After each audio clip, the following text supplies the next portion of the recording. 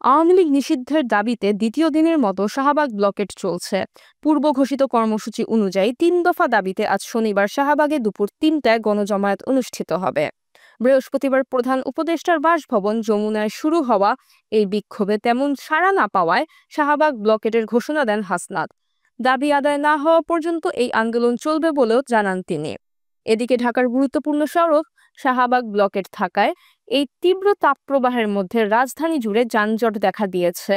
ভোগান্তিতে পড়েছেন যাত্রীরা। তবে মানুষের দুর্ভোগ কমাতে শুধু শাহবাগ ব্লকেড রেখে দেশের অন্যান্য হাইওয়েগুলোতে ব্লকেড না রাখার আহ্বান জানিয়েছেন জাতীয় নাগরিক পার্টির দক্ষিণাঞ্চলের মুখ্য সংগঠক হাসনাত আব্দুল্লাহ। এদিকে শাহবাগ ব্লকেড থাকায় এই সড়কের বাসগুলো বিকল্প পথে চলছে। আজও ছুটির দিন থাকায় আর পূর্ব ঘোষিত কর্মসূচি হওয়ায় রাজধানী জুড়ে যান চলাচল ধীর গতির থাকলেও কিছু কিছু জায়গায় যানজটের সৃষ্টি হয়েছে। সদরঘাট মিরপুর ১২ নম্বর রুটের বাস প্রেস ক্লাব, মৎস্য ভবন, মগবাজার, বাংলা মোটর পথে চলছে।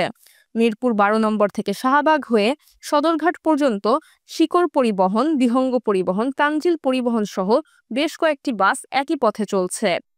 এছাড়াও ফুলবাড়িয়া থেকে সাভার আশুলিয়া পর্যন্ত চলা এয়ারপোর্ট পরিবহন, চন্দ্রা থেকে মতিঝিল পর্যন্ত চলা ওয়েলকাম পরিবহন সহ শাহবাগ হয়ে চলা বেশ কয়েকটি বাস চলছে মগবাজার বাংলা মোটর রুটে। অন্যদিকে শাহবাগ হয়ে মোহাম্মদপুরে চলা রজনীগন্ধা পরিবহন, চন্দ্রা থেকে সদরঘাট পর্যন্ত চলা সাভার পরিবহন সহ বেশ কয়েকটি বাস মগবাজার, বাংলা মোটর, কারওয়ান বাজার, পান্থপথ রুটে চলাচল করছে।